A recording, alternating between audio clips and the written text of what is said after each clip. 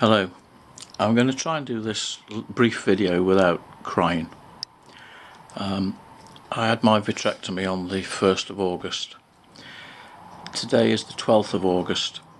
I went back to have the patch removed on the 2nd of August.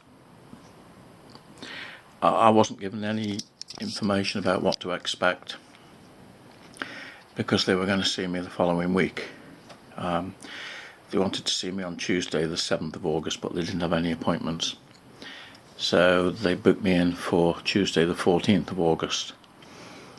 And I thought, okay, I'm sure they know what they're doing. I'll have to save all my questions until then. It's Sunday, the 12th of August. Yesterday, Saturday, the 11th of August, I received a letter which should be coming up now, if I've got the technology right. And they cancelled my appointment and rescheduled it and to the 27th of November. I'm not kidding, because you should be able to see it. I'm totally blind in my right eye. I have got no idea if that's normal, because I haven't been able to speak to anyone. So I will be making lots of phone calls in the morning. I did try to ring, I should say. I rang as soon as I received the letter to get a recorded message to say we only work Monday to Friday, and if it's a bank holiday we don't bother to turn in at all. So I'm not very happy. In fact, I'm very depressed. I can't believe. I mean, it's just a wonderful NHS. The sooner they privatise it or scrap it completely, I think the better we'll all be.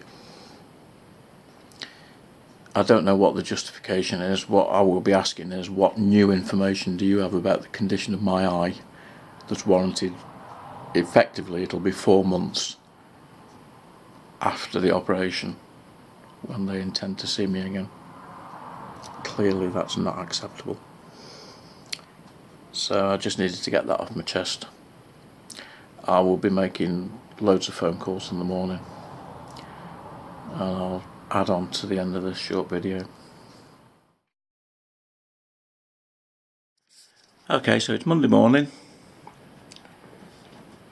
I'll just do an update, Tom. My blood pressure's going through the ceiling because I've just been... Well, I won't tell you what I was accused of. I've just tried to get an appointment to see a GP. You've been a bit... I only asked if I could speak to somebody who spoke English, and apparently that makes me a racist. But I wouldn't be able to tell because I can't fucking see anybody, so it wouldn't make any difference. So I've got an appointment at 4 o'clock this afternoon. Right, second call of the day. The eye clinic liaison officer. No one there, answering machine, so I've left a message. It will be very interesting to see what if any response I get. Right, third phone call of the day. The appointments department. They're not responsible for making appointments, apparently. So I've been given the phone number of the consultant secretary. So she's an NHS worker, so she won't be in yet. So update later. Right, this is not going too well, is it, Tom? I am known for upsetting people, but I think I've broken my personal best. I've spoken to... Well, actually, I didn't speak to the consultant secretary because she's not in today.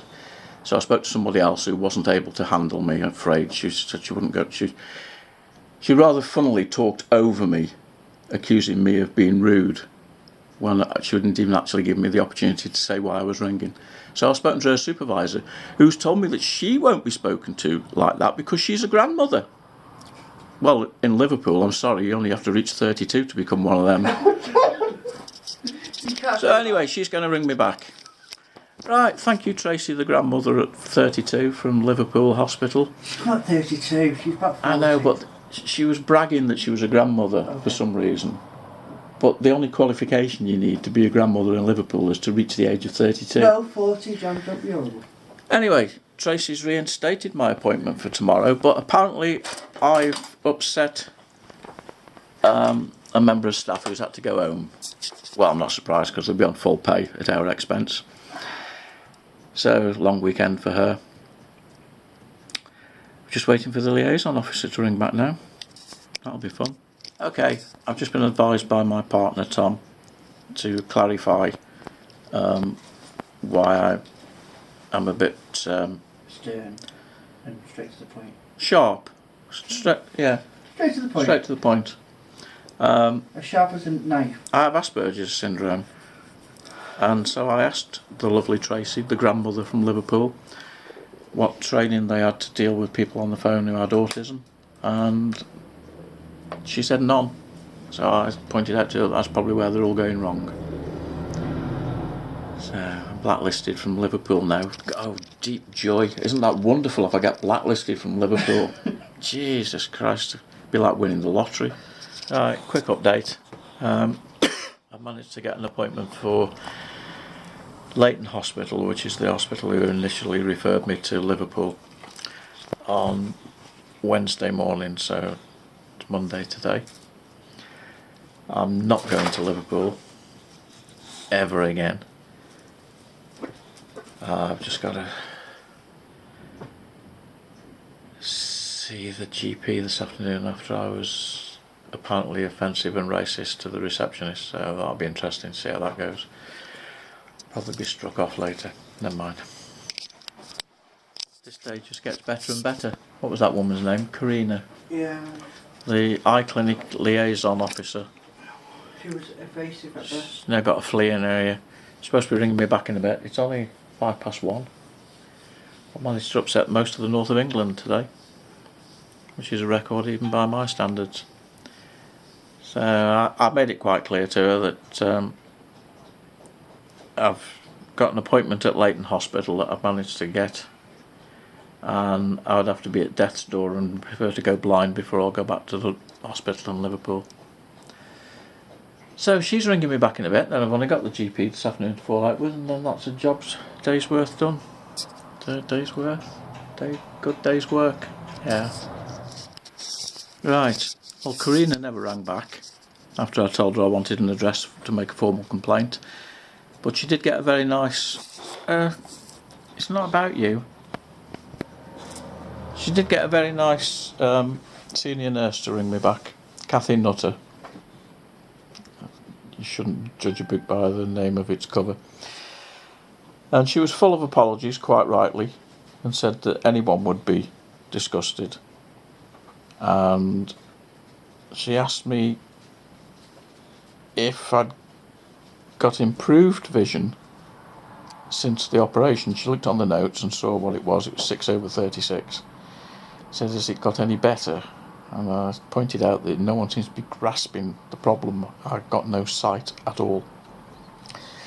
So she's supposed to be trying to interrupt the consultant between blinding other people in the operating theatre and then getting back to me. So we'll see. Off to the GP in a minute. That'll be fun. Right, I've just been down to see the doctor.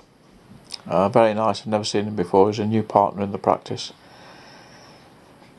He'd got the letter from the hospitals explaining what they were going to do, and he was quite knowledgeable on the subject, which surprised me. Not being rude about the doctor, but he's only a GP. Not only a GP, but you know what I mean, doesn't specialise in anything. And he was appalled at the treatment. Actually, while I was there, I don't know where to start, the hospital rang and told me to go back tomorrow and they're going to fit me in. And I told them I'm not sitting around all day waiting. It's a 3-hour journey to get to Liverpool. But anyway, the doctor said, in his opinion, it was a botched operation. And he was concerned that I'd got an excessive bleed in the back of the eye.